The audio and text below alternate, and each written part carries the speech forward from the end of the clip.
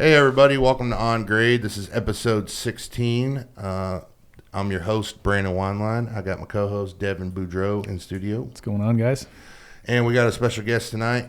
He is the man of the hour. He runs the Construction Veteran podcast. His name is Scott Friend.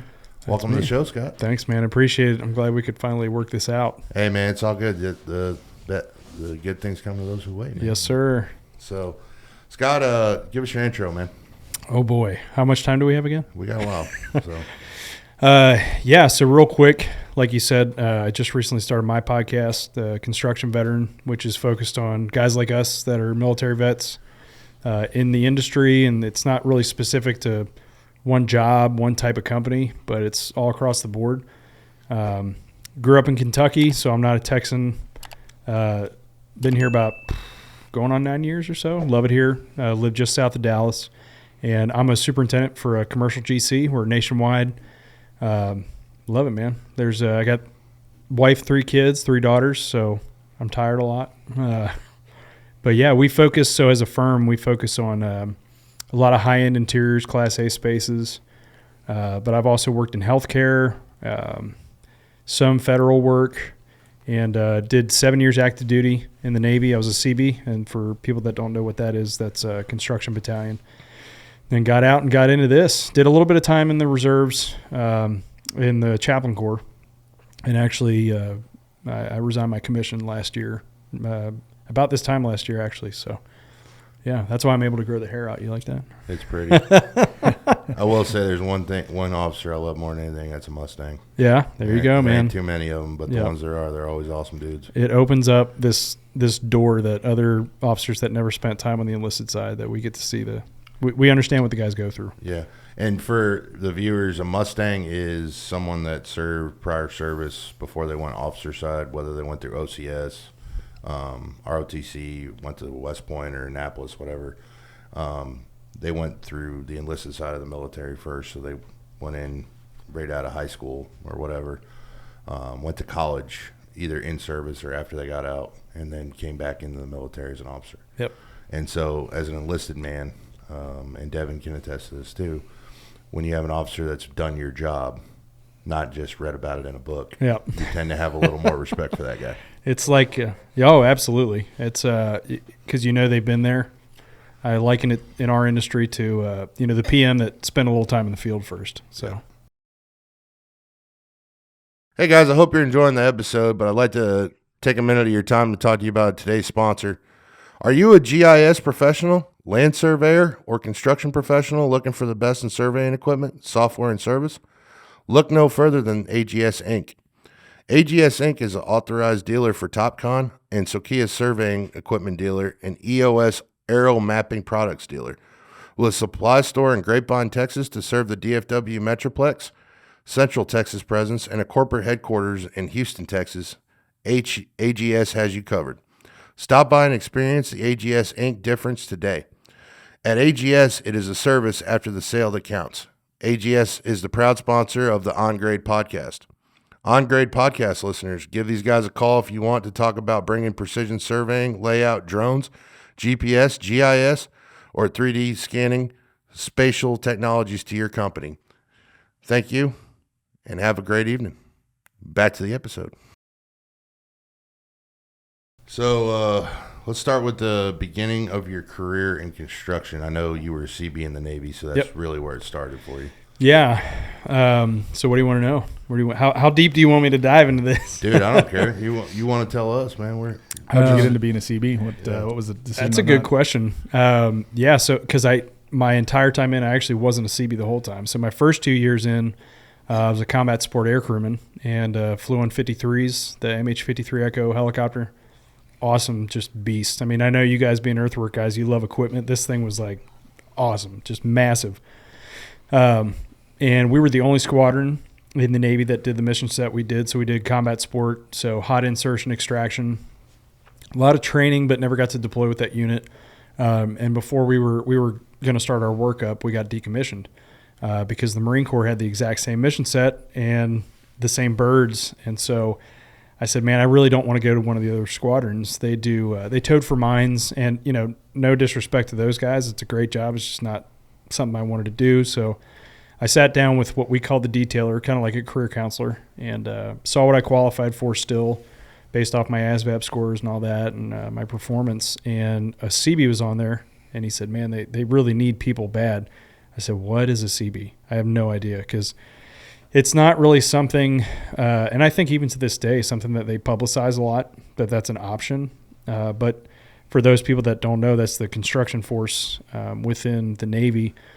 And each branch has their own engineering force of some type. So I chose to be a builder. I thought it'd be good, and I was trying to look forward to, thinking, hey, man, this is probably something I could use when I get out, which, obviously it worked out for me, but I had a great time. I told him I just want to shoot guns and go fast still, and I thought, hey, I can get a trade out of this. This is awesome.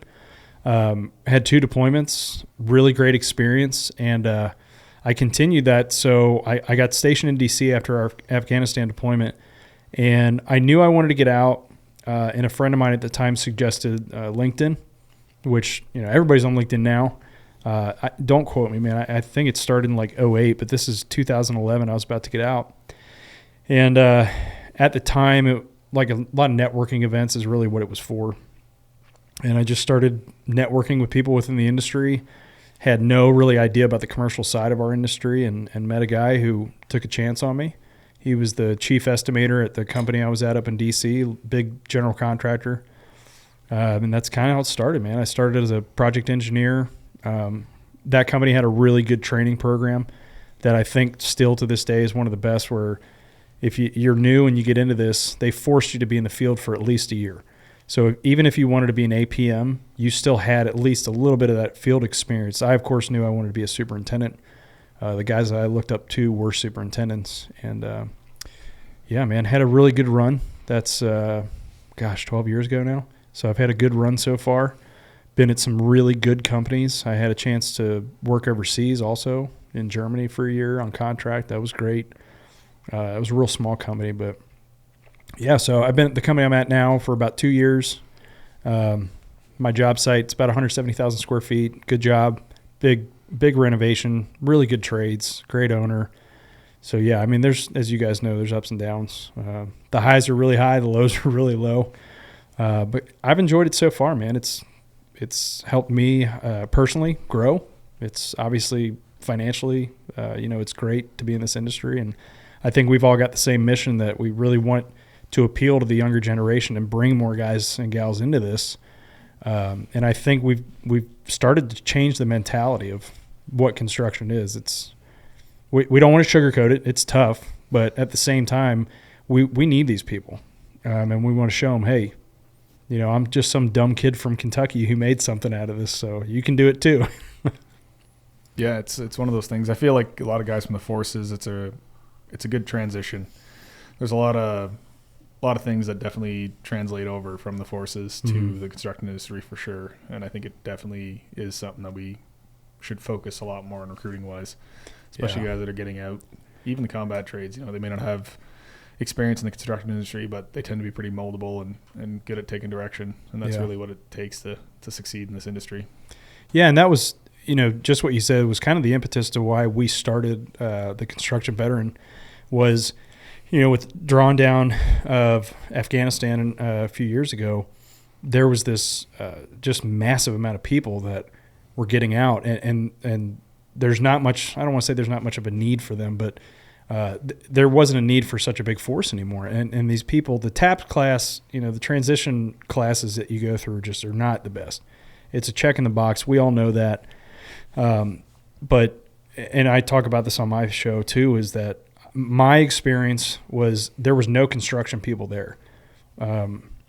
There was IT stuff. I really wasn't interested in that. I'm like, man, I just like to work hard, and I want to make good money at it someday.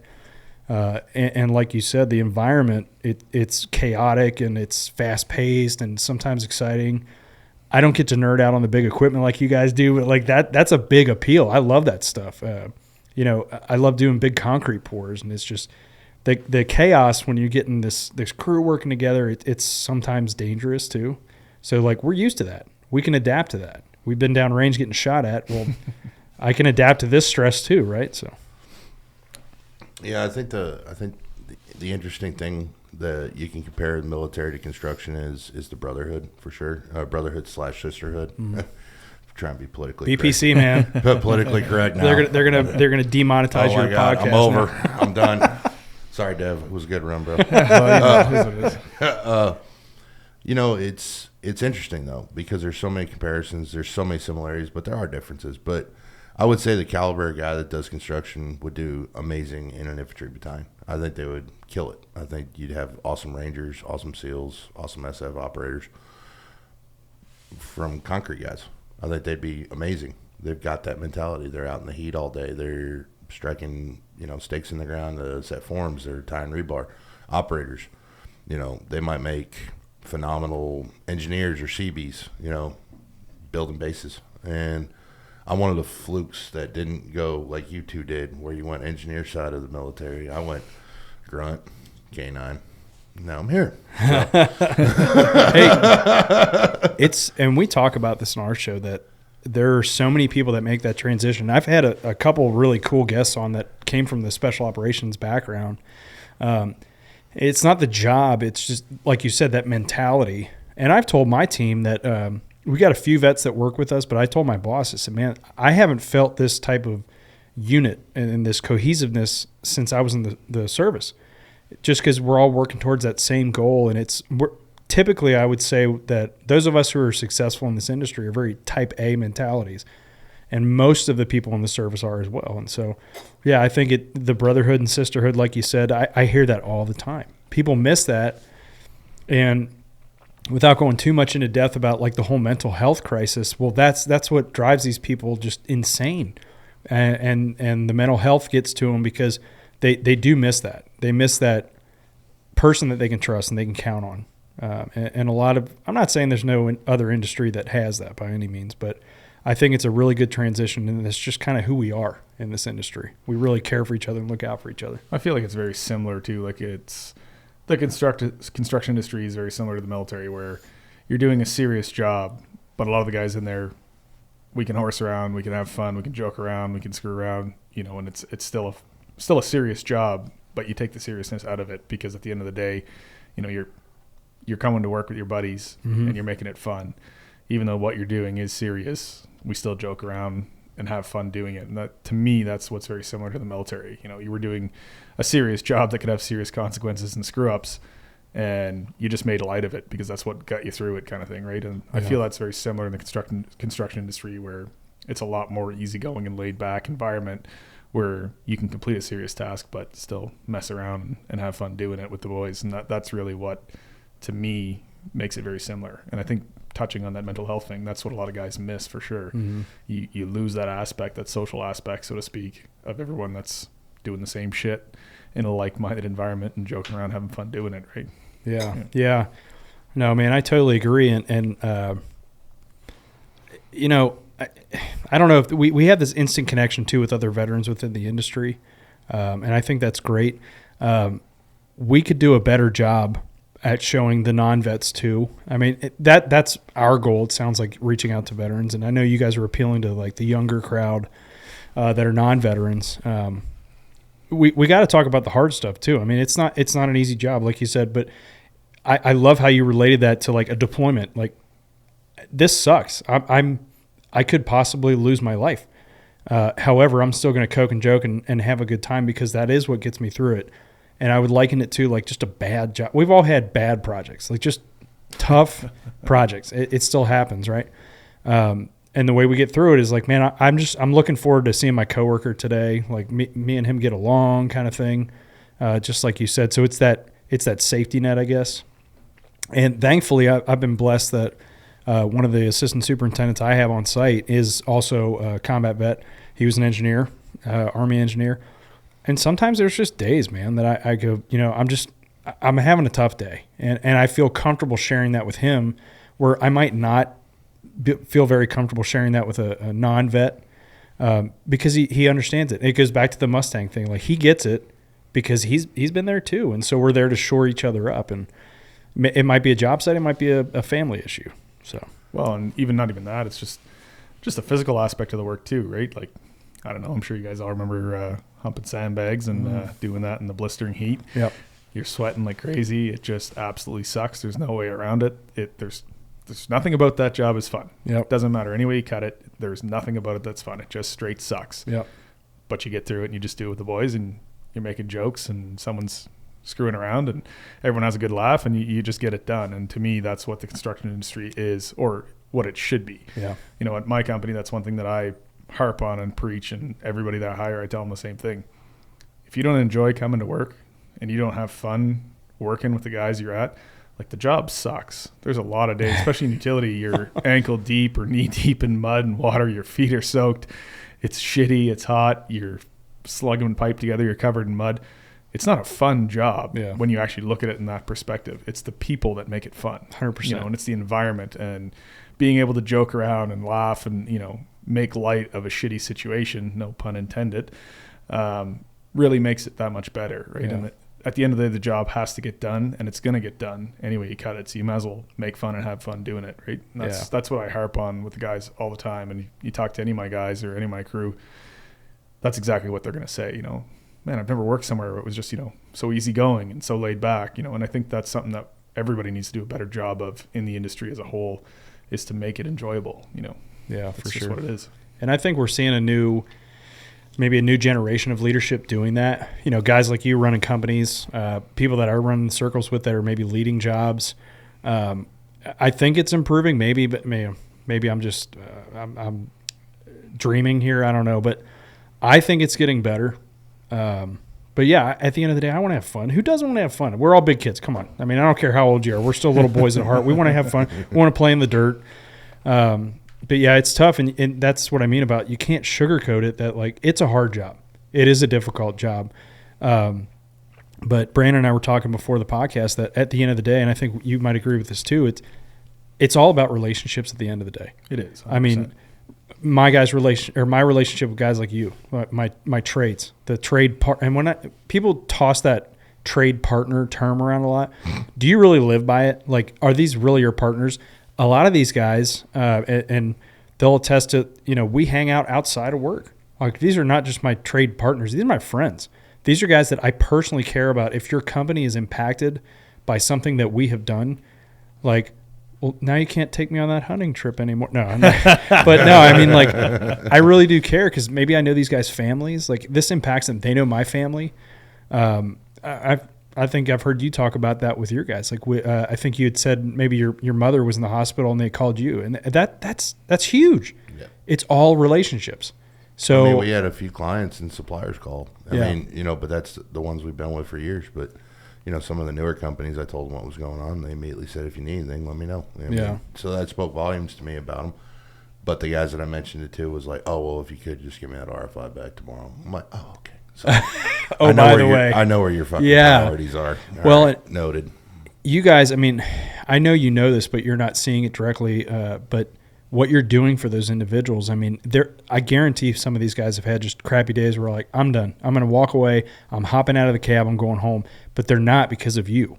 And you're building that relationship and that care for these people as a person, not just as a body or as a number. And I think that's huge. And so I've had those days.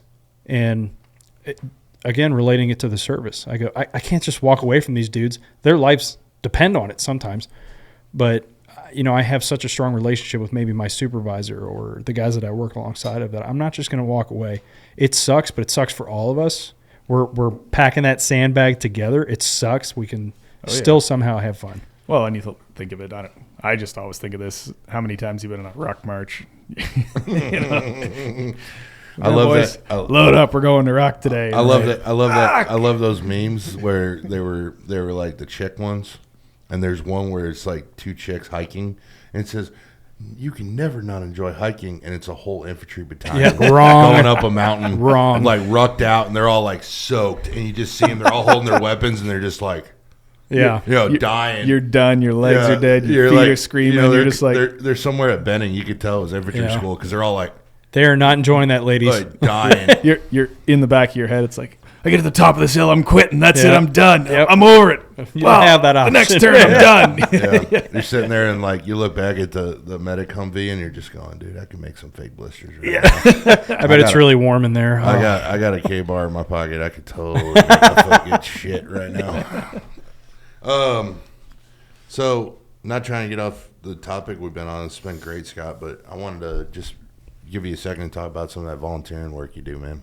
I know it's pretty awesome. Dude, I spread myself way too thin. I know, man, but it's awesome. So I get into a lot. So so recently there's an organization you guys might be familiar with, Texo, here locally. So Texo in North Texas is the combination of AGC and ABC.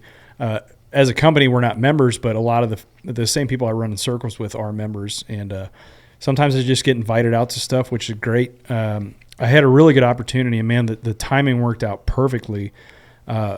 Relating back to just the passion for trying to get new people into the industry, I thought, well, why don't we, go to high schools? Why don't we go to colleges? So I had an opportunity where on Build Texas Proud Day, which is recent when we're recording this, is probably 2-3 weeks ago maybe. So I had an opportunity to go to Waxahachie High School, and with Gerald Nichols, who's the CEO of Amber Electric. Solid guy. Shout out to Gerald, man. Just a great. Well. Do you really? Yeah, we work with Amber. That's outstanding. That man. So if you know Gerald, just the guy has a huge heart, and he has such a passion for that next generation too. So me and Gerald and a couple other people got the opportunity to, I don't want to say teach, but we got to present the industry to some of these high school kids that they don't know how spoiled they are with this program they have down there. I mean, I can remember in high school, there might have been like a 10-knocker program. Maybe there was like auto body, but these kids have, they basically build a house for one of their projects, like a tiny house. And they have culinary schools in there, all these different schools, and it's really cool. But we were just able to speak into these kids' lives. And I gave my number out to them, said, hey, if you want to walk the job site, by all means, like let's talk about this. And the reason I did that, this specific project that we're on, it's really neat that we get to touch almost every piece of the industry. So the project that we're on, we did a full renovation, and which isn't like the super sexy part of the industry coming up with like an office building, but it gets to touch every single piece of the industry, most of them, like the prime trades, I'll say. And then we have earthwork outside. I've got piers I'm drilling. We're coming up with a structure. So rarely will you get to see that type of job. Or I should say rarely will these kids have access to that type of job. So I wanted to give them that opportunity. I've been trying to work with UNT, talking with their professors, getting the construction management students out there as well. So that's where a lot of my focus has been as far as like any volunteer type work. And a lot of it, I got to give credit to Texo, man. And the people that I know there, they're really the ones kind of teeing me up for these opportunities. But I'm also pretty involved in, you guys might be familiar with 22 Kill, or it's now called the One Tribe Foundation. For those who aren't, a few years back, there was this big push on social media where people were doing 22 push-ups a day. Well, that actually started here in DFW, as you guys might know.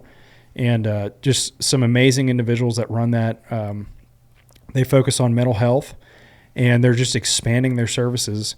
And a lot of people within our industry are very involved in that. So every opportunity I have, I try to get involved in it. I am on the committee for their Leaders in Construction group. We've got a clay shoot coming up in September this year, which is great. So the proceeds from a lot of that go back to pay for treatment, like mental health treatment. So it might go to counselors, things like that.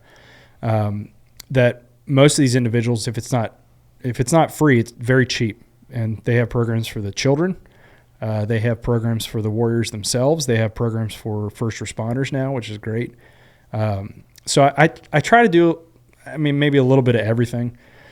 I'm a general contractor, right? That's what we do. We know a little bit about everything. Jack of all trades. Yeah, exactly. So, I just try to help out. But I do want to say my focus is my family first and foremost. My relationship with God, my relationship with my family, that to me is my focus before any of that.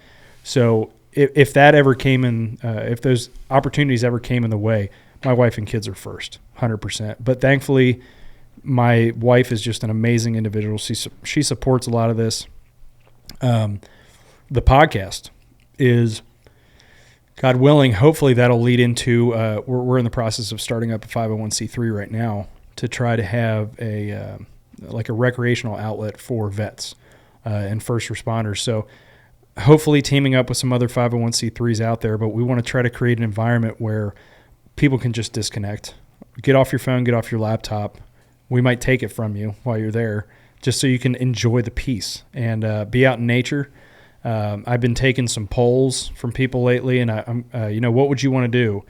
A lot of the feedback that I'm getting, everybody says it's got to be outdoors. They want water involved somehow. So maybe that's my excuse when I buy my boat. It's for the organization. There you go. That's a write-off. Yeah. Good write-off. And I think it all boils down to, and I'm not trying to toot my horn, but just the love I have for people. Like, I want to help. And I think that's a veteran thing too. And just any way I can do that. Any way I can give someone an opportunity or I can assist them with their journey. Recently, I had a kid show up to a job site. He's a transitioning Marine Corps vet.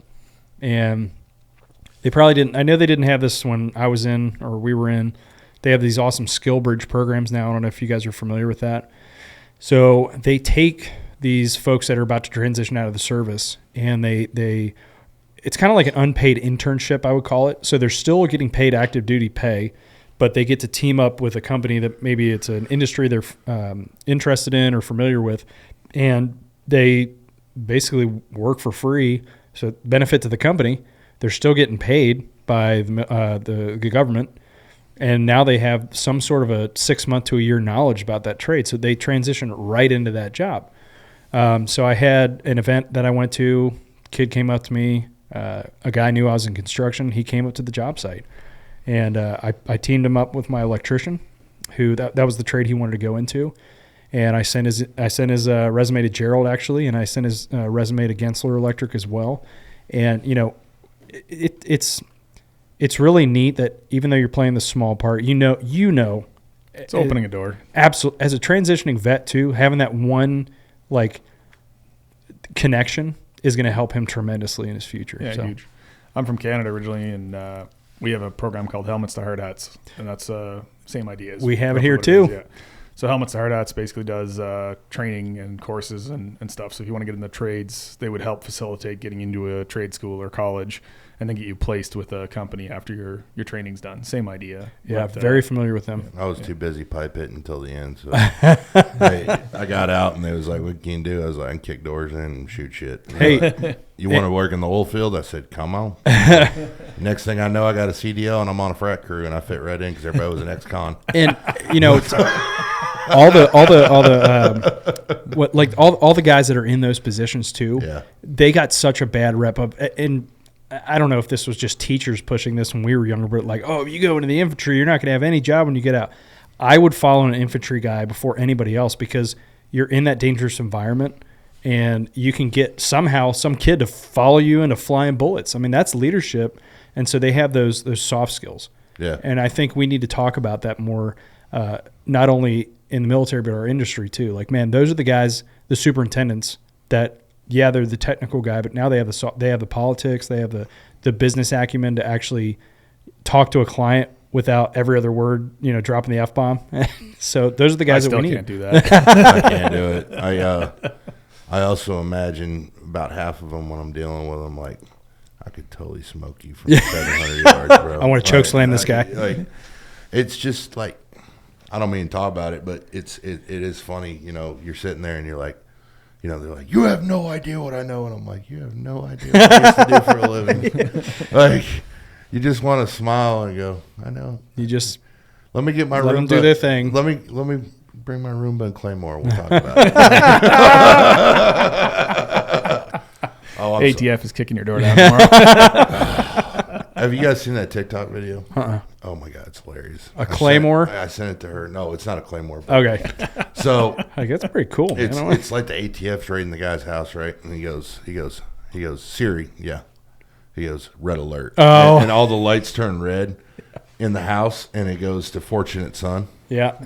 And And then, like, all of a sudden, this door opens and, like, all these ARs, like, start coming out. There's a few. It was hilarious. There's a few of those out there where some of them are like, hey, Google or Siri, sorry if I just set somebody's off by saying that. But it's like intruder alert. And some of them are like Metallica will start playing. And, like, guns will pop out. Yeah. Oh, it's just so cool, man. I'm like, we need to do some research on these people because these guys sound like my kind of people. Anyways, not getting into politics, but so I gotta ask this: you served in both branches, all right? I don't know what I wanted to be when I grew up, man. All right. Don't ask me who I'm voting or who I root for in the game. I'm not asking that. I already know the answer to that one. What did you appreciate about the Navy, and what did you appreciate about the Army? That's a good question. Yeah.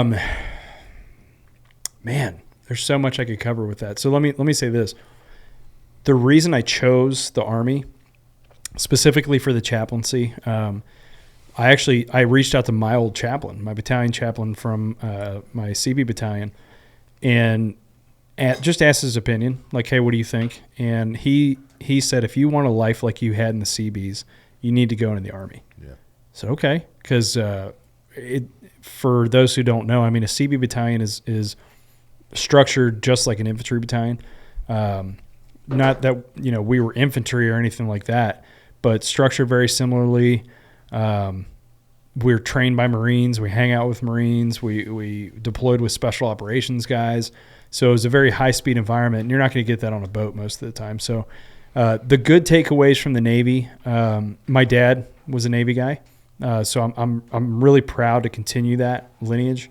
My grandmother was actually a wave in the Navy, which was the first females that were in. She was, I can't remember for the life of me. I want to say she was a yeoman, which is like HR. And so, yeah, man, I had some really good leadership. There were some really good opportunities to go to different schools. I don't think I really have anything negative to say about the Navy side versus the Army side.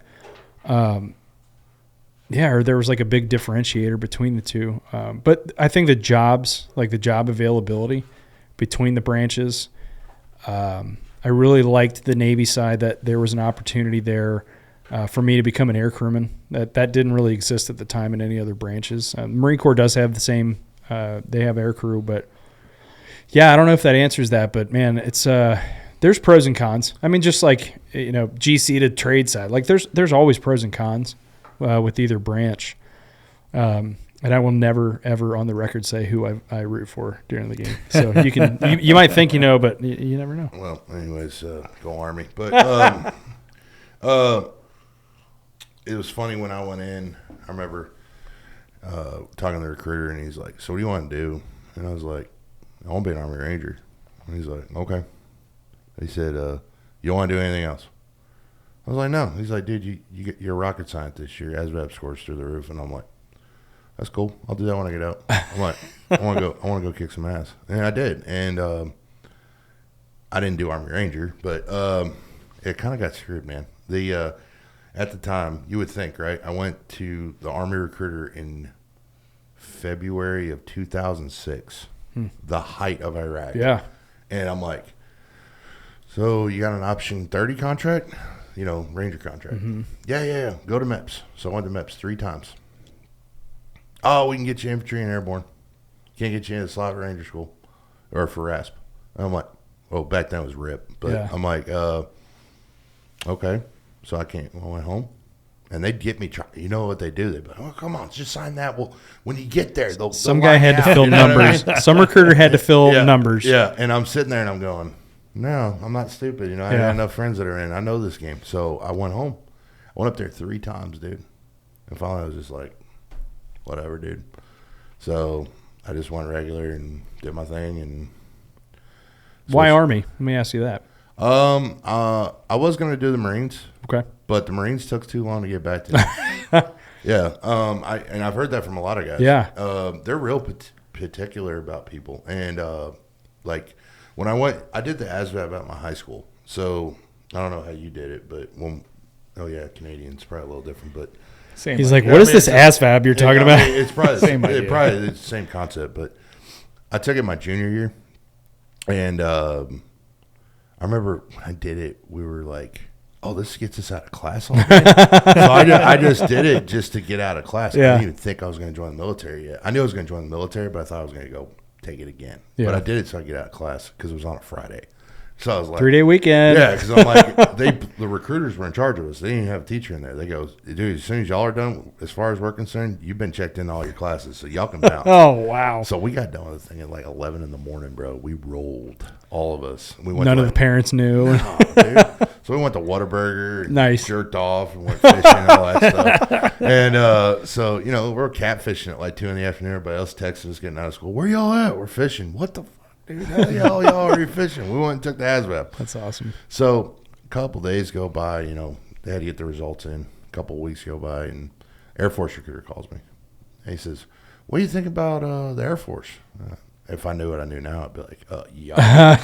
Hey, real quick, and I hate to interrupt, and man, somebody's going to kick my butt for saying this. They are so difficult to get into. Oh, I know. So the Marine Corps has their requirements, but man, the Air Force is so picky. Oh, dude, they picked the top 1%, dude. I tell everybody that. So they called me, and I was shocked they called me first, right? Because they were like, hey, what do you think about coming in the Air Force? And I was like, what do I qualify to do? And the guy listed off a bunch of jobs, and the only thing that sounded anything appealing was PJ. Mm-hmm. And I was like, well, what's PJs do? He's like, oh, well, they're like pararescue. And I'm like, rescue? I don't really want to rescue people. So and much more to it than and then that, when he yeah. kind of started explaining it, he's like, no, you go down in the front lines, like you support Marines, all this kind of stuff. And I was like, okay, that sounds pretty legit. So he's like, well, you got to have a top secret or a secret clearance. And I was like, okay. And I said, but I'm 17. He goes, oh, you'll have to wait till you're 18. And I'm like, it was like a year away. So a couple days later, the Army calls.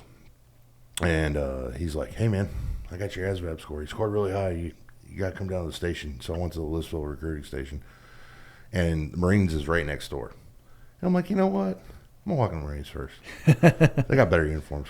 Yeah. I don't think any of us disagree with that. And so still to this day, they have the best ones. I went to the Marines, but in the back of my mind, I really, really, truly, what really made me not want to be a Marine is, and it's nothing against Marines. It's the white dress, isn't it? No, it's not that. It's the Army does shit silently. They Okay. don't have to go boast their chest out when they do shit. Ooh. And that's something that There's going to be so many comments and hate I after don't this give a shit. episode. I don't. All these Marines, super fire. I don't care. You know, and you know what? I will say this to every Marine out there. I got nothing but respect for you Yeah, guys. absolutely. Y'all are some insane dudes, and I've worked with some awesome ones. Yeah. Nothing but respect. But when you can roll with an ODA team, That's fun stuff. I'm sorry, there ain't nothing better. Yeah. But it's like I knew in my heart that I wanted to go special ops, Sure. and the best organization to do special ops in, besides the Navy, is the Army. Yeah. They have the two best pipelines, and I knew that. I already knew that. Yeah. And I'm gonna be honest, Black Hawk Down really sold me on it. Sure. I'm gonna go Hey, Top Ranger. Gun is, Yeah. I mean, that's what sold me on the Navy Yeah, because and- I walked into the recruiter at 17 Yeah. and parents had to sign me up. Dad was a Navy guy, so of course he's pushing that down my throat. And I wanted to join the Marine Corps. My best friend at the time, who's a year younger than me, ended up being an infantryman in the Marine Corps. And of course he teased me. He's, oh, squid, you're a Navy guy. But I wanted to be a pilot, but I didn't know at the time, you know, you had to be an officer, you had to have a college degree. So of course, little 17-year-old pimply me was like, I want to be a pilot. How old are you? I'm 17. Yeah, okay, bud. You and everybody else. Yeah. And I just watched Top Gun. yeah, exactly. I'm like, I want to be Tom Cruise. So, but yeah. I think the interesting thing is, and we won't stay on this forever, but I want to say one more thing about it, is I love the rivalry of the Marines, though, because a ton of my guys that work for me are Marines. Oh, yeah. So what I do on the Marine Corps birthday is every year I invite them into the office. Oh, and no. I know where this is going. and I buy them a Crayola box. Yep. Crayon. Cake. And on the cake, it says Happy Birthday Marines, Yep. and the R's always spelled backwards. And then on the bottom of it says Go Army. And so, nothing but love. I love y'all. I love y'all. Y'all some crazy dudes. But I'm going to tell you right now, you know, you got to support your branch, dude. Yeah. You got to back your branch up, dude. And I mean, don't get me wrong. I've seen the pictures on the Marine pages that make fun of the Army. They are legit. Oh, yeah. There are elements of the Army that the Army makes fun of. Like, you see that Pat clerk that's like 400 freaking pounds, and they got the nails done and shit. Oh, yeah, dude. Yep. I make fun of them just as good as you do. And we all make fun of each other. They don't ever go down to the infantry battalion No. and take pictures because they'll be like, oh, they're just as squared away as us. So that's why. I told a Marine this year, I said, happy birthday to the Navy infantry. So he didn't like that. My ass rides Navy equipment. Yeah, yeah. There you go. Where's the dad, the father of the Marine Corps? Yeah. Who's daddy? Just remember that. I love Who's it. your dad? I always love it when they're like, Marine. Whenever I run into Marines, and I think you'll agree with me on this. There's something I've always noticed about the Marines, and we're not here to bash Marines all day, but this is just something funny. You could have fooled me. No, I won't bash Marines all day. I want to say one funny thing. Every combat Marine I know, they don't have to tell you they're Marine. You just tell. Yep. Every guy that was like motor T, supply, that's the dude that's got 15 EGAs on the back of his truck. That's all they talk about. And he's got the giant EGA shirt on, and he's like, I was a Marine. Yep. Then you're like, so were you a Pat clerk or were you motor T? I was HR. And they always go, how did you know? I'm like, because my best friend was in Sangin in 3.5, and I know some serious Marines, bro. Yeah, You ain't it. If you got to brag, you don't have to walk around with an EGA on to tell me who he is, dude. And like, I'm not saying that. And there's guys in the Army that are like that. I'm not even gonna lie about it, but it's like they're notorious for it, and that's why we always joke about it. Especially in the Army, we used to joke about it all the time. We're like, "Oh, look at this guy! He's got his EGA on his back window. He's got to tell everybody he's in the freaking Marines." It was always hilarious when I was stationed in Japan. That's when I was around Marines a lot, so it was always funny when I'd run into them and they're just like, be young Lance Corporals or young privates, and they're like, "Hey, Sergeant." I'm like, "What's up, man?" And they're like, "What's that patch on your right side mean?" I'm like, "Oh, it means you've been deployed." And they're like, "Oh, yeah, we don't wear that shit in the Marines." I'm like, "No, I know y'all don't." I'm like, they didn't want to hurt anybody's feelings. Or something like that. Dude, hey, on that subject, real quick, too, I was so shocked because I had a 9-year break from active duty to when I got commissioned into the reserves, and I was so shocked at how many people were slick sleeve. And so for those who don't know, like that patch you're talking about, you're talking first sergeants and master sergeants with nothing. You're like, man, how have you done? And at that level, you've been in 12, 15 years maybe, and they're at that level, and you're like, low key, you're a little jealous. You're like, man, that's awesome. That guy never had to deploy. And I have a good friend of mine, and we tease him. He's been in the Air Force 8 years, and he's never gone anywhere. And of course, we give him grief. And I said, look, to be quite honest, it sucks. Like, deployment's hard, man. It's hard being away from your family. It's very difficult. And we tease you because, like, I think part of us is a little jealous. Like, man, you did all that time. But the one benefit is you get to do your job, everything that you trained for.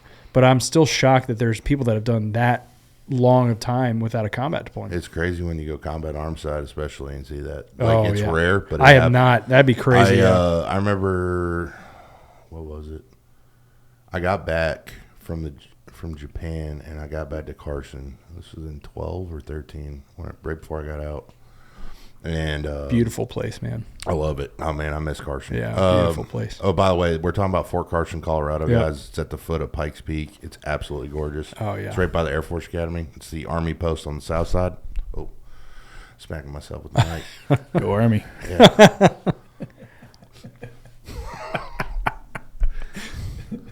Army of one, bro. Hey, at least they've gone back to the old slogan. Yeah, I know. Be all that you can be. Oh, jeez. It's not going to improve their recruiting efforts. No. At least they finally got rid of the rock camouflage that we wore when I was in Afghanistan. Like you're in a quarry. Ugly. I don't know who makes those decisions, man, but dude. that's so bad. We field tested multicam, and it was like the greatest day ever because they stopped shooting at us because they couldn't see us anymore. I was so stoked. So when I was downrange, the only people that had that were the soft guys. So we most of the time we supported 1st Ranger Bat, and then we had 3rd SF was over there, Dev Group was over there. So I was fortunate enough to do JSOC support, that's Joint Special Operations, and they had all the cool high speed stuff. And when I got in a couple years ago, like everybody wears it now, right? Yeah. Because they always test it first. It's like Formula One is where they test a lot of mechanics before they end up in your vehicle. Yep. So the soft guys were testing all the high-speed stuff, and I got a little bummed out because the only people in the Navy at the time that were wearing those digital, the Marine Corps has their MARPAT, but the Navy had the green digitals, and the only people that wore them were the Seebees and the SEALs. That's it. And now everybody has them, and I'm like, you look so goofy with your digital and your blue rank here. It doesn't Sticks mesh. out like a sore You're on Yeah. a boat and you're like, look for the trees in Right. the middle of the ocean. Well, they did the we called them the blueberries. I They remember did- those, Oh yeah. my gosh, Yeah, those were so ugly. That was the Navy equivalent of the Army's rock camouflage. Yeah, you're not lying. Shit, when I got in, they were in Canada. We were still wearing jungle cam, like from the 70s. for Hey, Christ's sakes. Y'all's uniforms were legit, dude. When y'all got your digital Well, stuff, we switched over Yeah, 'cause you y'all guys got with some the digital legit stuff. They I had, had when they some got their nice stuff. digital stuff, they had some nice stuff. We had I still got my BDUs. rain gear. It's awesome. Dude, Shit, I man. still have mine, and that's why I wear snowboarding.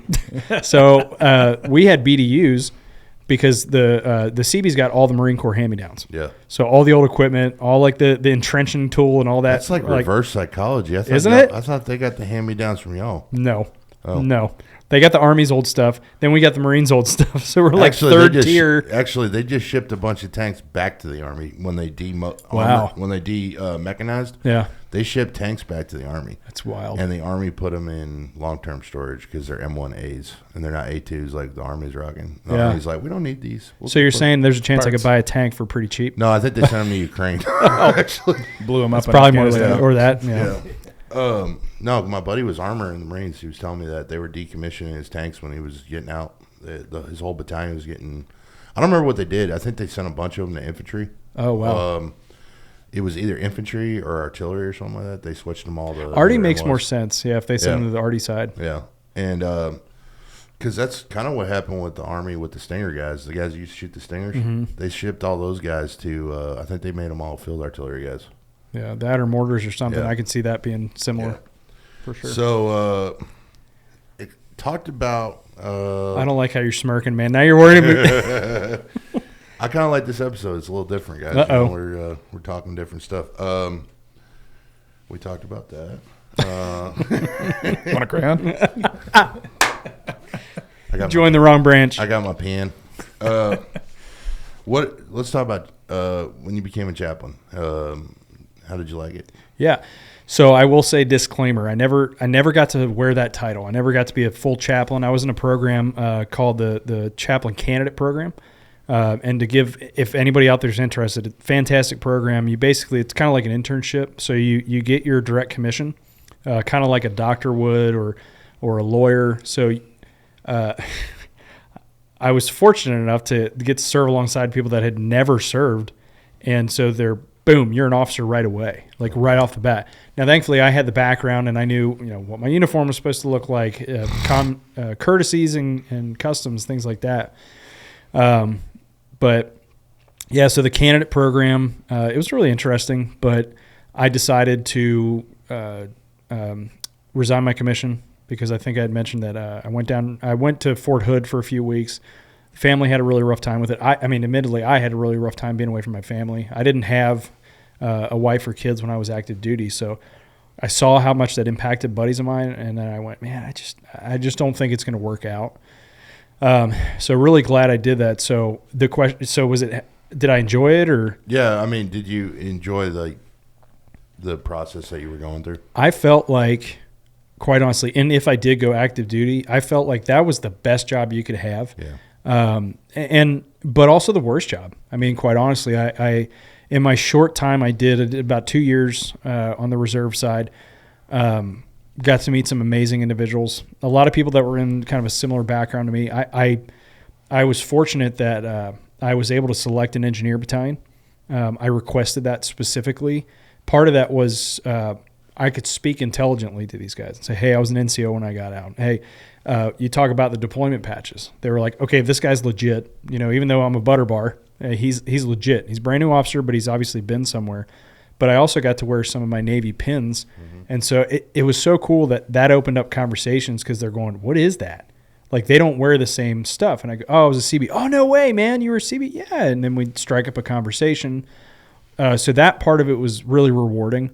As a chaplain, you don't hold command. There's no the only person that would report to us would be our, they used to be called chaplain assistants, but they're religious affairs specialists. So that's your enlisted equivalent. So you can't carry weapons. It's against the Geneva Convention. And so you have to have this individual that is your bodyguard, I guess is one way to put it. They don't like that, but but that if you did come under fire, that's the individual that's supposed to fire back for you. Now me, you're not supposed to do this, but I'd probably want to pick up a rifle and fire back myself, but you can get a lot of trouble for that. So there was the positive side that I got to have these just awesome conversations with people. And I actually had a guy I worked with that I recruited him to our company. He was in the same reserve battalion, and we were at work one day, and he always called me sir. I was like, bro, we're not in uniform. You don't have to call me sir. Please stop that. But his name was Scott also. I said, Scott, what's different when I walk up to you guys and not like another junior officer? What's different? He said, because you're not going to yell at me about my uniform. You're not going to say something stupid to my guys. You're not going to ask them to do something. You're just there to hang out and see how we're doing. So in that regard, it was awesome. I just got to love on people and have a relationship with them. And then the hard part is sometimes you get people in counseling that just are having a rough go, I guess is a good way to put it. Just, going through maybe deaths in the family, suicidal ideations. There a lot of people coming back from deployment having a really tough time. And you have to be kind of the voice of reason. It taught that person down a little bit and just love on them. So it was rewarding but really challenging. And it's tough because a lot of people don't realize, there's a legality if you're like a pastor and or a counselor and somebody shares something with you about like hurting others or yourself. Like some people have to report that. Pastors don't. But if let's say they're doing something with children, a pastor has to report that. A chaplain has the rules that they cannot share anything. And so thank God I never got into a situation where a soldier shared something with me that, it didn't allow me to sleep at night, I guess is a good way to put it. I did, man, the tough part is I had such a long break between active duty that, I'm 37 now. I was 34, 35 getting into the program. And so these soldiers are like, some of them weren't alive when 9/11 happened. And you're like, this is wild. These are kids.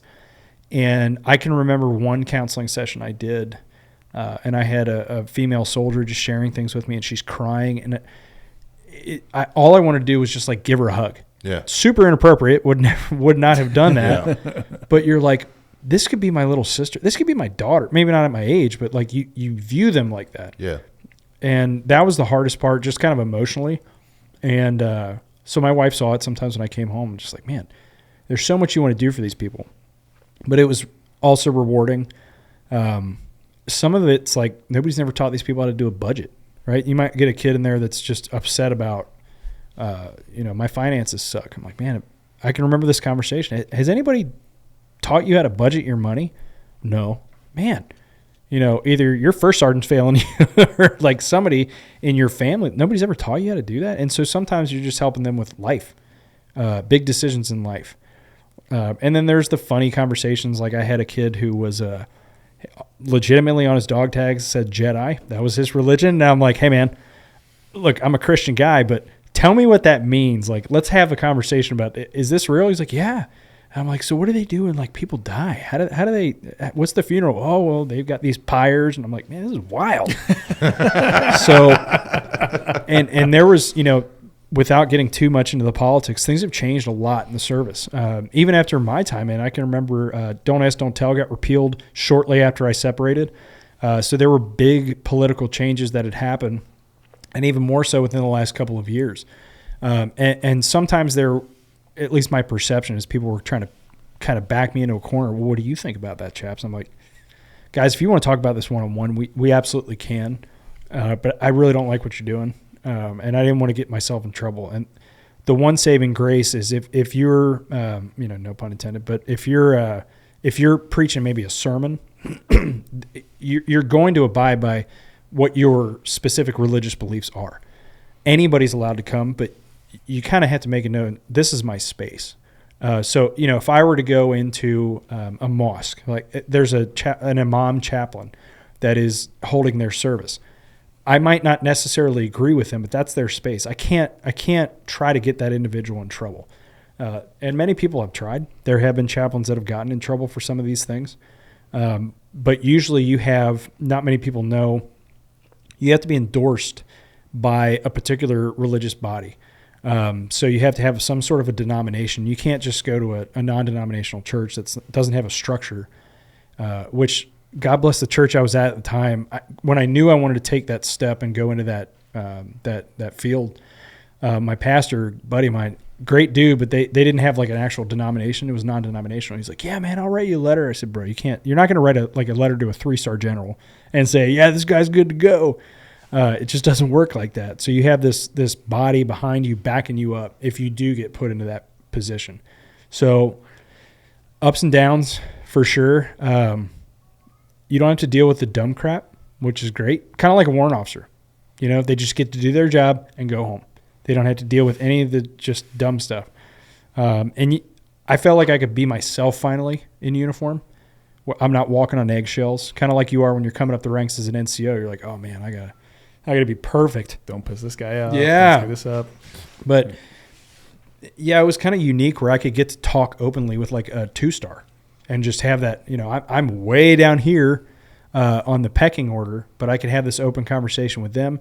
And the same thing with a private who sometimes when I got into counseling, I'd rip my rank off and say, look, that does not exist here. What's your first name? Oh, such and such. Okay, I'm Scott.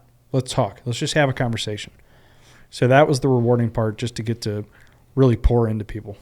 I remember when we came back off of one deployment, they made us go see the chaplain because we've been in kind of a hot spot. Yeah. And our chaplain, we got a new chaplain because our chaplain we deployed with, he actually PCS like the day we got back. Like he literally started clearing. And I don't know why, but he got sent somewhere, some important thing he had to do. And so we get a new chaplain and we walk in and I'm looking at the guy's arm and I'm looking at his chest and I'm like, you weren't a chaplain long ago, were you? He goes, what do you mean? I'm like, dude's wearing a Ranger tab, CIB, jump wings. I'm like, so you stab bodies in the name of the Lord, huh? Chaps text body. He busts out laughing. He goes, yeah, you guys aren't going to talk about your feelings in here, are you?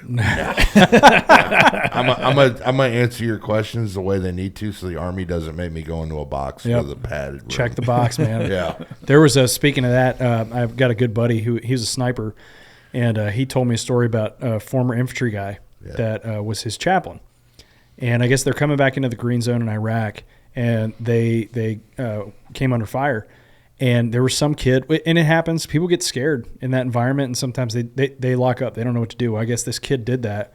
And so my buddy's firing back, and the chaplain grabs the rifle, and he's looking at him. What are you doing, sir? He's like, I'm sending bullets for the Lord. I'm like, don't you tell anybody about this, because you could lose your commission. I'm like, man, I mean, yeah, so it's a tough position to be in. Yeah, stacking bodies. That's a cool chaplain right there, man. It's like, I'm protecting my flock. Sweet. Yeah, we had Padres in Canada, they call them. Mm-hmm. Don't quote me. I'm pretty sure they're of no denomination. It's been a while, but I'm pretty sure they're of no denomination in Canada, so they're to anyone kind of thing. But our Padre was cool. He was badass. He was an older guy, but he was just a joker, right? Like, come around in the field or in anywhere, it didn't matter. He was always joking. Everyone else liked the Padre. He was a riot. I still keep in contact with him. That's awesome. And you're there as a support. I mean, and it's cool. You get to support people in like a different way. As weird as that sounds, like you're not the supply guy. You get to support them. Like, how are you? Not as a soldier. How are you as a person? How's it going? And you really get to get involved. And even though, back to the reference about like an imam or a different type of chaplain, we still supported everybody. Regardless of what their background was, faith affiliation, no affiliation. You were just there to support them as individuals. And even if, I had a Jewish kid maybe that would come up to me, I'm going to do my best to get you where you need to go to get the services that you need. I can't perform that. However, I can get you to somebody that can. Right.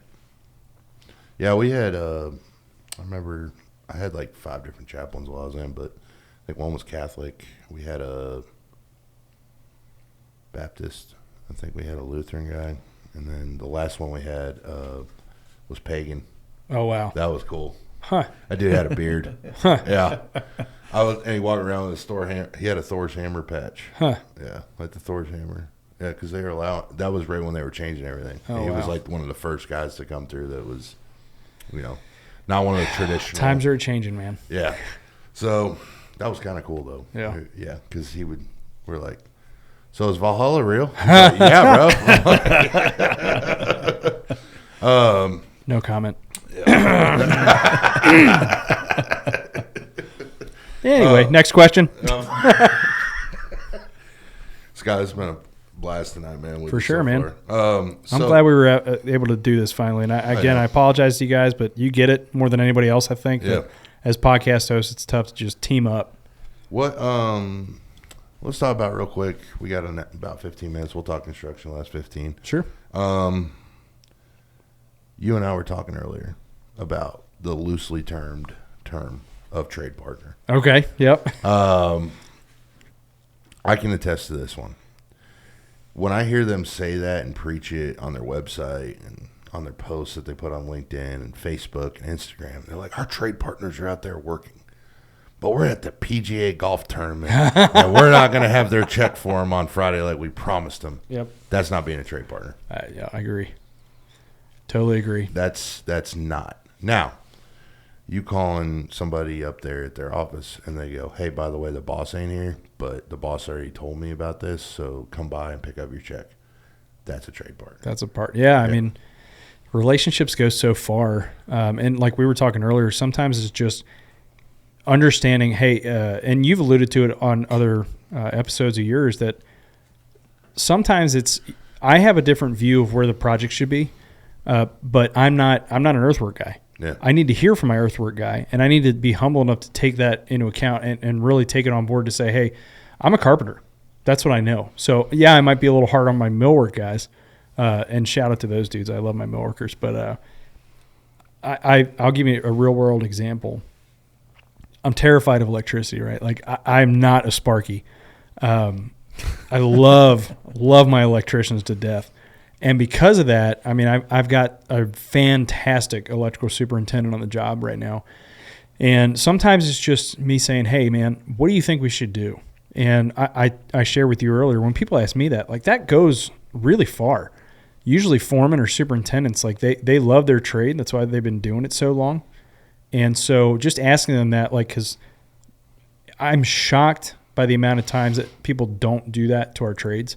Sometimes, I can't speak to why they're not getting paid. Obviously, I'm a superintendent. But what I can do is a lot of these guys I've had relationships for a long time. When they'll call me, hey, man, just heads up, I haven't been paid. My first call is to my boss to say, look, I'm at risk of losing these guys. This is not okay. This is, like I shared earlier, this is impacting them personally. What do we need to do? And half the time, he might not even know. Sometimes it may be held up in accounting, but he can help me push that along. And whether the guy gets paid the next day or not, sometimes it's just the effort. Like, hey, dude, I can't do it personally, but I'm going to fight like hell to make sure you get what you deserve. Whether you need to get paid for that change order, whether we're not going to rake you over the coals for those change orders. So, yeah, that to me, at least from a superintendent standpoint, that's being a partner. Well, and from an owner's perspective, for me, it's communication, right? So 100%, yeah. A lot of times, like you said, it's not the superintendent that's holding your pay. It may not even, probably not even the PM on the site. It's 9 times out of 10 it goes to accounting. Yeah. And there's a screw up there, or they don't have the right form, or something's not signed off. But they don't always communicate that effectively. It literally gets put in a pile on a list and goes off in an email next week because they don't care. It's just they're going through their checks and their boxes. I'm taking my kids to Disney World, and I won't be here, and I'm not going to cut your check until I get back. I know you're going to send late notices, but I don't care. A couple weeks ago, superintendent I was working for, actually the PM calls me. He's like, hey, dude, it's 3 o'clock Friday. I just found out from accounting, PO is maxed out. They didn't issue a new one. Oh, no. The girl was supposed to do it. It's gone for the weekend already. Not going to get you paid till Monday. Hey, man, no big deal. Thanks for calling. Just that, for me as an owner, taking the 10 minutes to check up on that, without me asking. Yeah. And then calling me to let me know. That's huge. It's communication, right? And that's what goes a long way. You had a guy, Mr. Villarreal. Yeah. He said something that really resonated with me, too. Just pick up the phone. And so when I was transitioning out of one company into another, one of the guys I'd worked with for years, he said, you know what, you're the only person that picked up the phone at that company. And that's a big reason I don't like them. I said, really? And just like you said, communication goes so far, and sometimes it's just giving you that heads up. And it's the same. It's got to be reciprocated too from the 100%. subcontractor side to us that I'm not going to meet your date. Here's why. Like, help me understand. I want the bad news now, so I can work around that. You know, we can make magic happen sometimes. I'll fight for you all day, but you have to tell me. And I think there's a trust factor there. Because people have been burned. You know, like you've spoken about your contracts, you bleed all over, right? You've probably gotten burned, or GCs have gotten burned by subs. So if they don't know me, they're not going to share that information of, hey, the shipment is late. You're not going to get your lights on time, or you're not going to get this on time.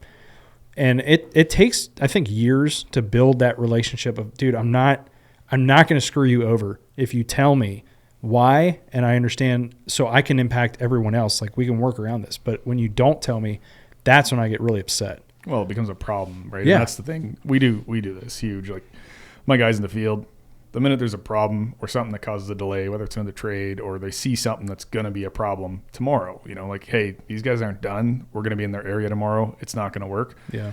They shoot that off to me. I shoot that off to them. You know, then they can plan. The GC can plan. Yeah. He can look at it and be like, okay. Or if it's not even planning, he can start working on a change order because, hey, we're going to get billed because this isn't moving for this before it even becomes a problem. Yeah. And then it goes up. Somebody else makes a decision and it comes back, and it takes the onus, or it takes the heat off of them of looking like an idiot for not knowing what's going on their site, right? And that's huge too. It goes both ways. Yeah, and so there's a guy out there named Matt Graves. I got to give him a shout out. He's down in Houston, and he recently put out like a bullet point list of things about construction, and one of them was like, you're going to get yelled at, get used to it. And I think a lot of times, especially on the GC side, we're really bad. I'm not saying my company. I got to give a shout out to my company. I love the guys I work with, and I'm not just saying that so I don't get fired, right? But I really love my team because we're bold enough to tell our customers, hey, the bad news. I've worked with some PMs in the past that are just, well, we can't tell them yet. We're going to change the schedule. We're going to delay this, but we're not going to really let them know what's going on. Why? I don't do that to my trades. And I've had to stand my ground on the flip side where, and I've mentioned this on a friend of mine's podcast, sometimes our industry is notorious about creating two schedules, one for the owner, one for the trade partners. Totally unacceptable. And I've had to tell executives, I'm not going to do that. They're going to see the schedule. Why? Because if they're killing their people, working 6 days a week, 10, 12, 14-hour days, but they don't realize we have an extra 2 weeks that maybe the customer just gave us, you have just ruined my entire relationship that I've been trying to build this last year on the project. So we're not going to do that. Just because you're scared to go tell that owner because, you know, you might get your hand smacked a little bit, that's not my problem. So I think, and thankfully I don't work with those types of people now, but yeah, it's got to work both ways. So I try to encourage my trades to do that too. That's that low bid mentality, though, that we talk about all the time. Yeah, It is, You got that low bid mentality, and so you've got to keep this owner happy because in your eyes you're like, oh, he's going to give me more work. And I want to preach to these guys, dude. If you're not the lowest bid on the next job, You're not helping no one. You're not getting the job. So stop trying to be this guy's best friend. Watch out for the owner as you should, but also watch out for the sub. yeah, Not just one-sided. And the problem is, unlike you, there are, and we talked about this a minute ago, out of 10 general contractors, one of them's worth the crap. yeah. And it's unfortunate. And I'll be honest with you, trade partners are the same way. Well, And I'm not trying to talk crap. I mean, No. I know Not guys at all. in our industry. There's 100 earthwork companies in Dallas. I'll Yeah. tell you right now, probably 10 of them are good. I want you to bid my next job. Yeah. That's another thing too, is like, if we went through the trenches on another job together, like, I need you. I want you to go. Your success is mine, plain and simple. I don't exist. I don't have a job without you guys. Yeah. Right. So we on the general contractor side, especially the superintendent side, because we're the ones, we're selling the work. I mean, if you think about it, you know, Robert, right? He's your superintendent. Robert's seeing the client way more often than you are. He's the face of the company. And I'm sure you view it that way. So we as superintendents have to get better. We're selling the company not only to the owners, we're selling it to the trades. Because I'm sure you guys have run into this of, you try to get a bid estimate who's the superintendent PM on the job? Oh, so-and-so? No, I'm not doing it. I'm not sending you a number, or I'm going to price myself out of the job. And it happens. And that's one individual that just made your entire company look bad. And he's probably the bad apple. I'm not saying every GC, not every GC's bad out there, right? There's good people, there's bad people, there's good teams and bad teams. But we have to think ahead of time about the relationships between us and the trades, not just us and the customer. That's something I wanted to bring up, and I'm glad you brought it up. But I want to say something to add to it on the sub side, and Devon and me have talked about it on several episodes.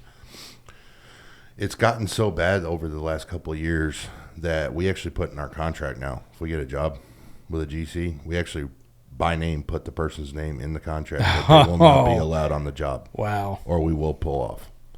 It's that bad. It's like the John tax, right? Yeah, like you're going to raise the amount because of this guy. Yeah, and seriously, I've had them call me back, and they're like, I can't guarantee that. I'm like, get somebody else. Yeah. And they're like, well, what I'm like, dude, that dude's toxic.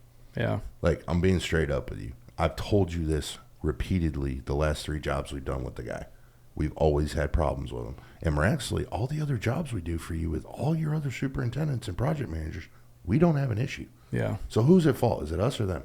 And, I think, and I'm not trying to speak for all the trades, but I think sometimes you guys get scared, maybe not you personally, but you get scared to bring these things up to the GC. Like, sometimes our leadership needs to hear that. Yeah. Like, hey, man, this guy's really screwing it up. He's screwing your name up, especially, small businesses like you guys, right? Mm-hmm. Like, you have to hear this because this is you putting food on the table. Mm-hmm. And if people don't want to work with you anymore, you're gone. In 5 years, you're done. And because of that one guy that screwed it up. So I don't want that all, like, my success hinging on this guy that's just kind of, a wacko and going out and doing his own thing. So, yeah, I mean, man, relationships, trade partnerships, and that's the most important thing. That's the thing, though. Like, some of these guys have gotten so used to they can just have this bully mentality, and no one checks them on it. Yeah. And, I mean, I won't even lie to you guys. I mean, I called you, day before yesterday? I got in a shouting match with a guy. I didn't care. And he's like, if you don't get out there tomorrow, I'm putting another truck out there. I said, that's cool. You'll hear from my lawyer, too, because it's in my contract. And, by the way, you didn't send a 48-hour notice. So I got you on that one. I said, secondly, it's actually illegal to do that. You actually have to give me a notice, and then you have to send me a termination notice. And you didn't do either one of those. That's a guy that's not educated on contracts. And he's like, what are you? And he's, excuse me, beep, lawyer? And I said, no. I said, but where'd you go get your construction science degree at? He got real quiet, and I was like, oh, you don't have a construction science degree? Oh, yeah, I got a construction science degree. I was like, okay, you should know this then. That's basic 101. They teach you contracts in that school. I know they do. I think, and I know I'm making a really broad statement, but I think a lot of this boils down to just bad leadership. Ego. 100% ego. But it's still leadership. It's all leadership. Yeah, and you guys have talked about before, like, we came up under sometimes the just throwing wrenches and, like, those types of guys. And we said, I don't want to be like that. No. And that's not how I'm going to treat my people. And so I do believe wholeheartedly that our industry is changing for the better. I think guys like us in this generation that are coming up and becoming the leaders of these companies are really making a positive change. And it's this breath of fresh air for the older guys that are still in the industry on the trade side to have general contractors that really give a crap. Like, we really care about them genuinely as people. I keep going back to your last episode probably because I just finished up before I got in here, but I love that he said, one of you guys said, I wasn't watching the video, but one of you guys said about, if my guys get a boat, I want them all to have a boat. I want them all to have the nice trucks. Like, you want that success for your people. Yeah. Nobody wants to, at least not in our culture, like, we're not trying to keep each other down here. We all want to be successful. I want my customers to be successful because I want another project. Yeah. I want my everyone trade around you is successful. It means you are too. 100%. The saddest part, though, is, and I know you say it and you mean it. I know you say it and mean it. I know Joe, when he was on, said it and mean it. I heard that line so many times, dude, when I first started up. And those were the first guys that screwed me over on a contract. Yeah. Those were the first ones, dude. And I don't mean it to sound like a jerk. No. But the actions are, send me a fair contract from the start. If I got a red pen every page, come on, dude. Really?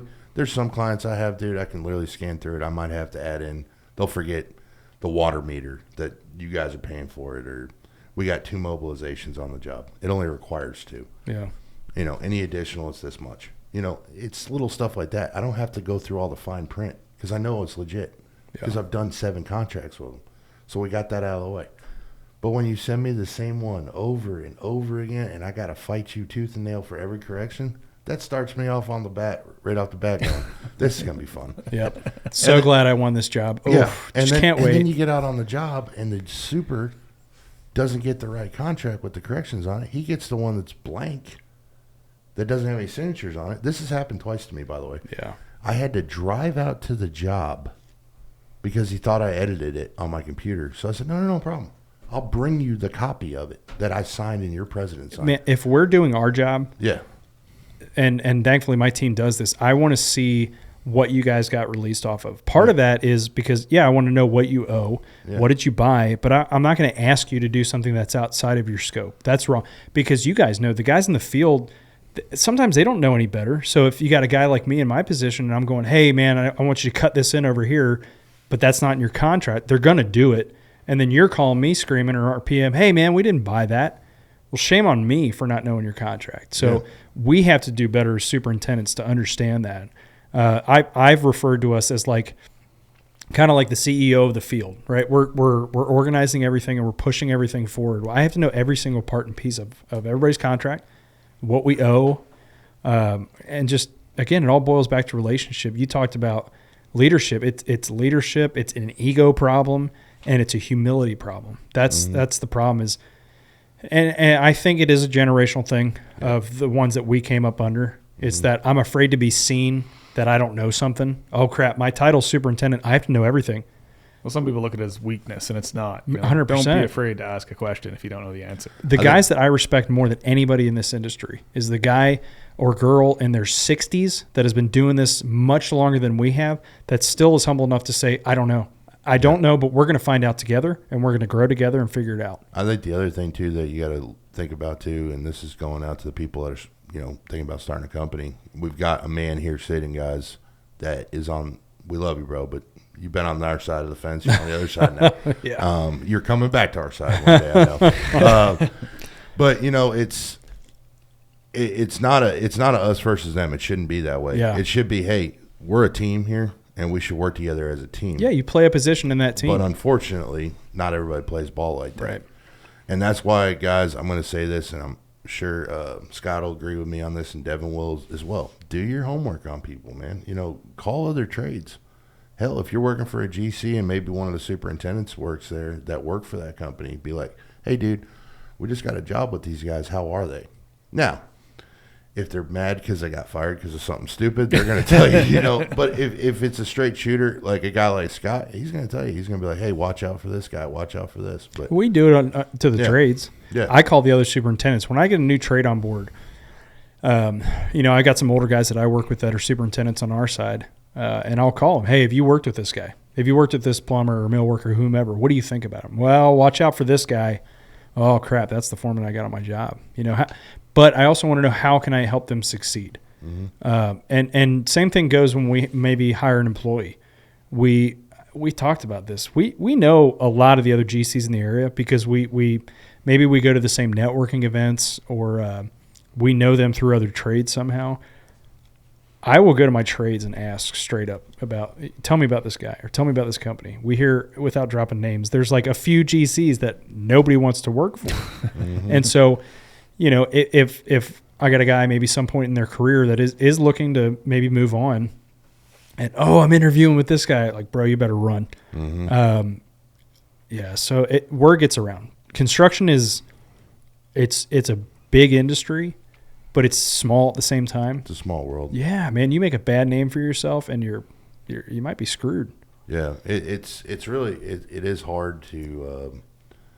The problem is you get screwed over by bad people, and then it hurts you, and it makes you look bad in front of good clients, and you got to explain yourself to the good clients, like, why are you so defensive? Well, you got to understand what I just went through. Yep. And if you explain yourself to them, a lot of times they go, oh, well, that makes a lot of sense. Like, I'm sorry, dude. It's never personal. Yeah. It's just. I can remember a couple years ago, I got a phone call from a superintendent from one of our trades that I'd worked with a long time. And I was in the middle of something, said, hey, man, I'll call you back. I don't give a crap. He's yelling at me. I'm going, whoa, this is not okay.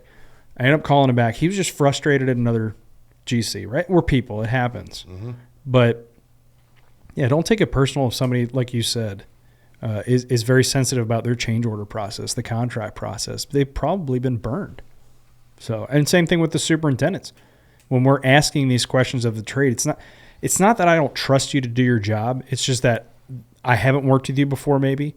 The last guy that I had in your position really screwed me over, and I want to make sure that you're not going to change order me to death. And so building those relationships is just – it's so important. It is, and that's exactly what it boils down to is leadership and relationships. It really real quick, we got about 2 minutes left, but I'm going to say something to add to what you just said because it's going to hit a huge point of the few episodes we've just done. It all starts with the estimate.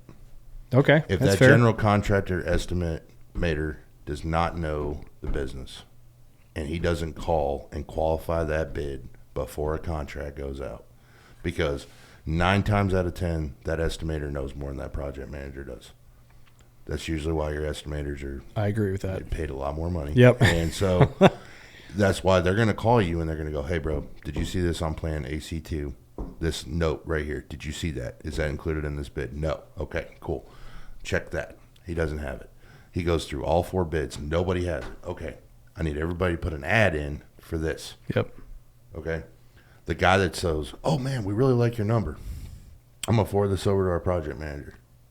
You're not going to ask me any questions about the qualifications on this bid? No. Okay.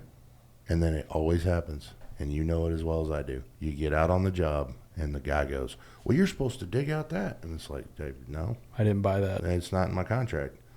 Bullshit. It's not in your contract. And they go look through the contract, and it's not in there. Give me a change order.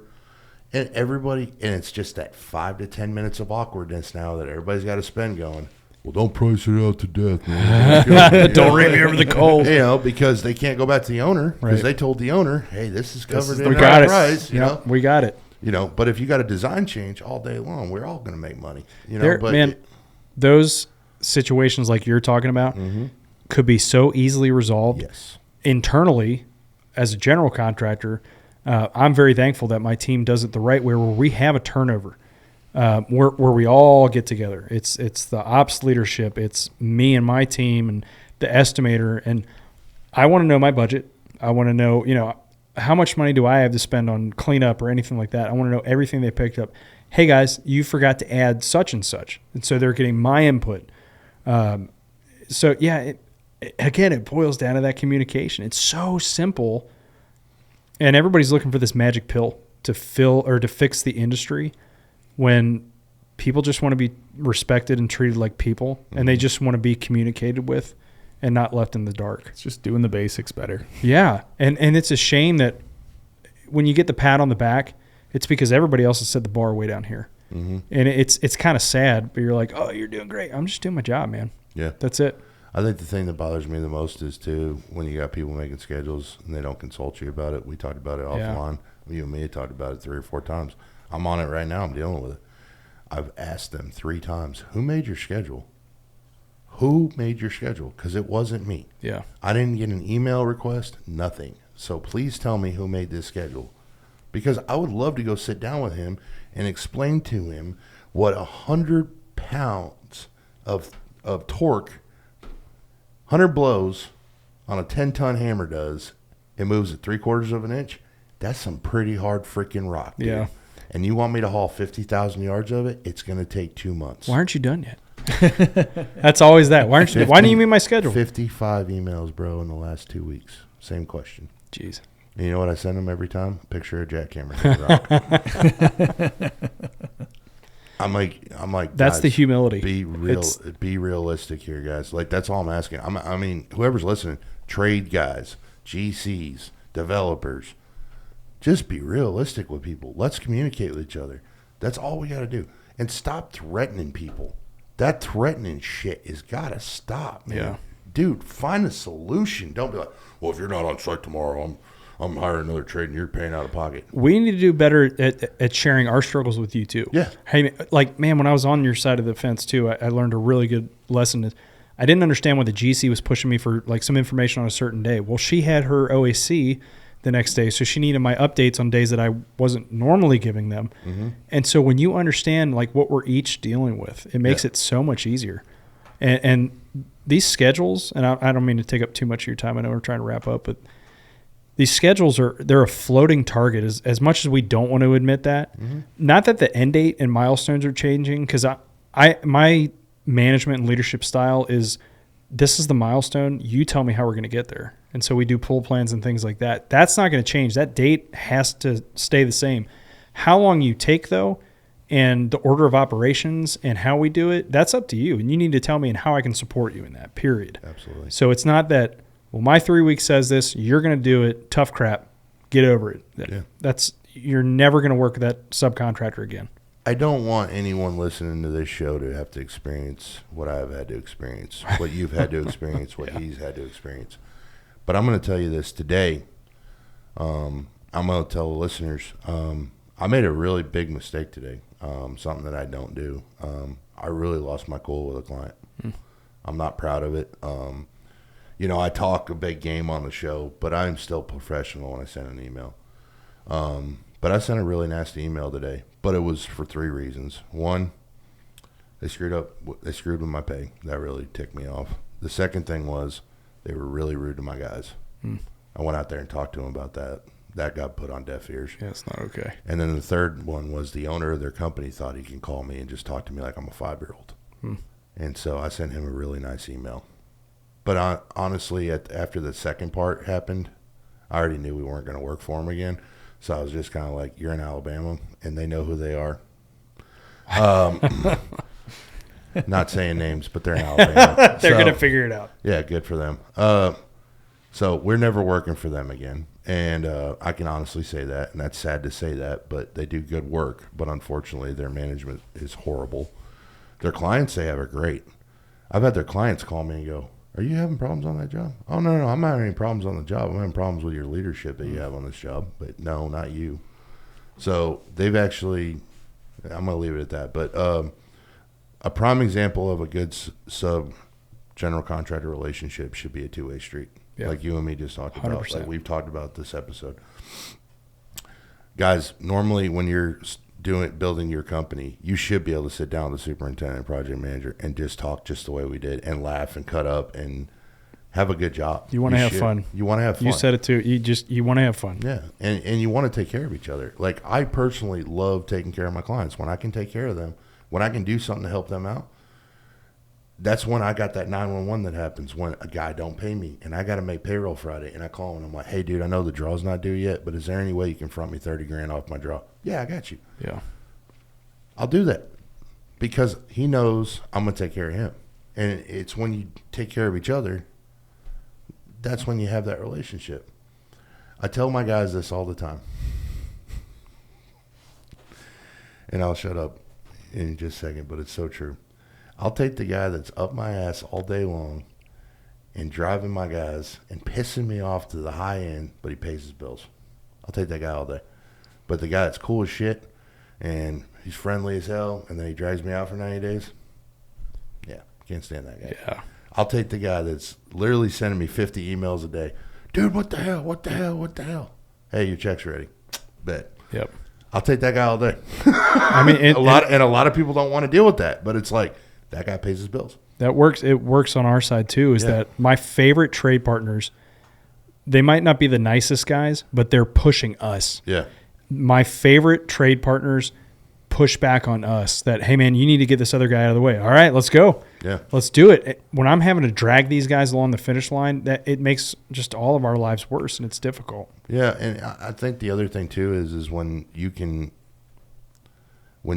communicate effectively with each other, that's when you have the best time. Yeah. But when your guys are out in the field explaining everything to the superintendent, but it's not getting back to the office, and it's like, I know my guys went in the show this morning, sat down with them, explained to them what they're going to hand off to them tomorrow, and you don't know that? Yeah. Well, I need you to send me a drawing. Your superintendent and my superintendent just literally took a sticky note or took a Sharpie, filled it in, could have took a picture and sent it to you. Like, what do you want, dude? Yeah. I mean, it's like, anyways, we're getting off topic. Sorry. Ending on a high note, are we? Or? No, we're going to end on a high note. I just wanted to say thank you for coming on, Scott. Yeah, man, I appreciate it. I really, really enjoy your show, dude. And we need to give him a lot of support, guys. He's got an awesome show. He's got an awesome mission. And you're on Spotify. I'm iTunes. everywhere. You're on everything, right? YouTube. Yeah, I'm all the major distribution Yeah. lists or whatnot, whatever you call them. But yeah. So we're going to definitely try to have you back on. And you can see my goofy face on YouTube now too. Yeah. There you We're go. going to definitely have you Famous back now. on. Yeah, oh Definitely have you back on. Yeah, very cool. I'd love to be back, man. I and same to you. I really appreciate this. Yeah. I've really enjoyed it. Yeah, thank you for being patient and trying to set this up. So Yeah, for sure, dude. And hopefully one day we can come check out your place. absolutely. Yeah. We don't do video though because it's not pretty where I record. It's all good, dude. We don't care. Anyways, guys, thanks for watching. If you would, give us our 5 stars on Spotify. Leave us a review on Apple, if you would. Just a one-word thing. I don't care if it says great or Brandon's breath stinks. I don't care. If it's that bad, Yeah, they can yeah, smell it through yeah. the mic, man. You got some problems, bro. And then also check out our Patreon. Our Patreon is a support to support the show, help us get gear and bring people on the show. And also eventually we're hoping to start donating some money to charities and stuff like that. And definitely going to try and donate to you once we start getting some funds coming in. Sweet. And help I'm not you out complaining. help you out with your stuff. And anyways, guys, check out our Patreon. Give us subscribe on YouTube. And our next episode we are working on right now. And that'll be mostly about mechanical work. We're going to do a mechanic episode. So Nice. It'll be about turning wrenches and stuff. Whew. So Bring on the grease monkeys. yeah, we're going to have a grease monkey on the show. I'm working Nice. on it right now. So he actually has his own podcast as well. So we're going to have another podcast. Wow. So yeah. Hey, whoa, we got to stop flooding the market, guys. We need to. I know I'm trying to spread the wealth here, but so anyways, guys, thanks for watching, Devin. Like, share, subscribe. Shout it out, man. Thanks for watching. And we'll see y'all next time. Stay classy and stay humble.